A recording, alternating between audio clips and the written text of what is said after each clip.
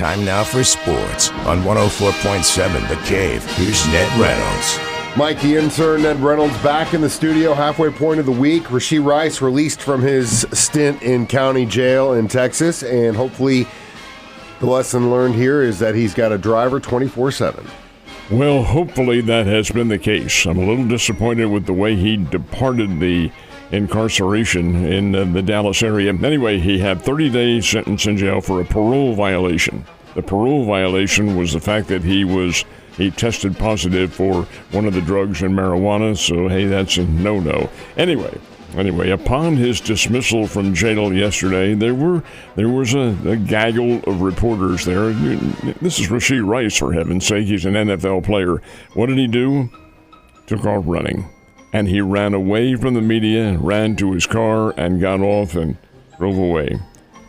Very, very immature reaction on the part of Rashee Rice. This is going to happen. You have the media. You're a public figure. You better grow the hell up in a hurry. I'm afraid, Mike, that he has not.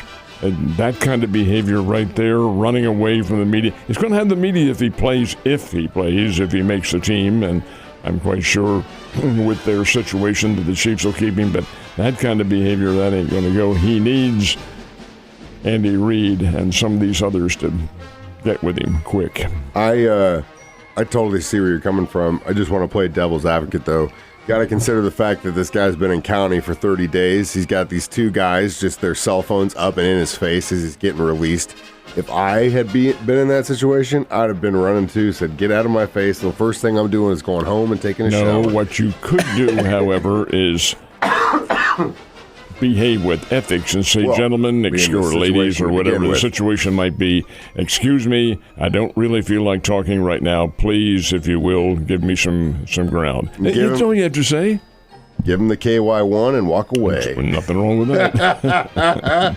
So, U.S. Open kicks off tomorrow. It's weather's looking okay for this thing right now?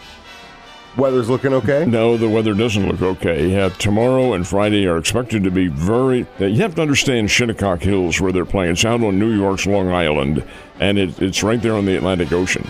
And there are virtually no trees, nothing like that. It's almost a links course. It's not literally that, but it's very close to it from a topography standpoint. Anyway, there's going to be a lot of wind, a lot of rain coming up on Thursday and Friday. That'll make a very tough course even tougher. Then it's apparently going to calm down over the weekend, Saturday and Sunday. Now, you have to understand that this is a rather interesting tournament. First of all, it's the national championship of this country. Scottie Scheffler is going for the golfing Grand Slam. This would complete the Grand Slam for him, not in 1 year certainly, but in his career. Anyway, as far as the tee times are concerned, some of the big names include Rory McIlroy. He's playing along with Tommy Fleetwood and Ludwig Gobert, and they'll tee off just shortly before 7 o'clock our time tomorrow. And Scheffler is teamed up with J.J. Spahn and an amateur, a kid named Mason Howell, and they will tee off about 7:14. The field goes on. They're playing two tees, of course, number 1 and then number 10. Because it's such a large field. But this is a big deal. This is the U.S. Open Championship.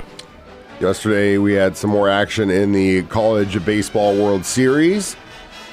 Georgia beats Texas. Well, two teams are going now, Troy and Texas, and they are both out of there. West Virginia blanked Troy 12-0. Troy had a very good run in this tournament for a mid-major team. Now, I say mid-major, some of you have never heard of Troy. It's in Alabama. It's good. It's Sunbelt school. And their football team will play Mizzou this year.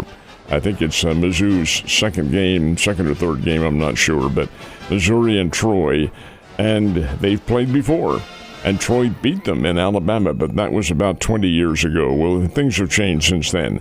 The Texas-Georgia game, that goes to the Georgia Bulldogs, number 1 team in the country, who are playing now out of the losers bracket. They've lost once, 2-0. Georgia was the winner over Texas, so the Longhorns and the Troy Trojans are gone. Today, North Carolina, West Virginia, and Oklahoma will play the Georgia Bulldogs again. You think your partner on the one's going to be bringing his Jobu into the studio this morning for that? He's probably sleeping with it right now. Do it. He's got it next to him 24/7. Cardinals continue their just magic season. I mean, it's just it's great what they're doing, honestly. Nobody can explain it. Certainly I can't. I'm not even sure the Cardinals can. But they have a magic wand, and they are waving it now. And, yeah, they're now 40-31 on the year in second place in the National League East.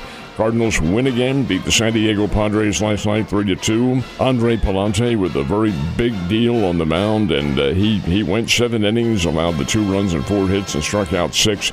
Big night for Andre Palante. Now, in all honesty, the Padres they're in a woeful slump. This team's better than what they have shown. The Cardinals are not as good. But what happens when the two collide? Well, the Cardinals get the win again, and they are playing very well. Play again today. Cardinals win it by a score of 3-2 over the San Diego Padres. And as far as the Royals go, they are out of town. They're against the Nationals. The Nationals got another win against them. Washington beat the Royals, 6-4. And the big hit was by a kid named Curtis Mead. Mead is fairly new to the major leagues. He's been around for a couple of seasons. But the magic about Curtis Mead is he is Australian, and he grew up in Australia, out of Adelaide, and grew up playing Australian rules football and all that sort of thing.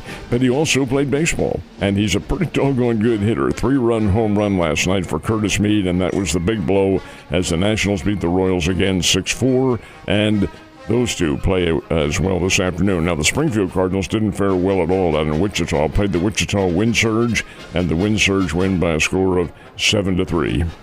Last but not least, it's usually about a month, a little bit longer from now that I finally get a taste of Arrowhead Stadium. But last night, it was rocking with some World Cup action. I got a chance to watch. It was really cool to see it, and Messi, man, brought the magic to Arrowhead. I think Argentina had a great time in Kansas City. Well, Messi is one of the great soccer players in the world, Lionel Messi, and he plays in this country for one of the major soccer teams, the Miami team. And all Messi did last night was score all 3 goals. And Argentina was the winner over Algeria 3-0, a hat trick, and that doesn't happen in soccer very often at all. But Lionel Messi did it, and yet the mob mostly rooting for Argentina, which is the defending champions. They won it 4 years ago, and they are back. They're very, very good. Lionel Messi, 3 goals, and a 3-0 win for the Argentinians. And the other scores, well, France defeated Senegal 3-1. Norway was a 4-1 winner over Iraq. The Norway team looks pretty doggone good. We mentioned Argentina.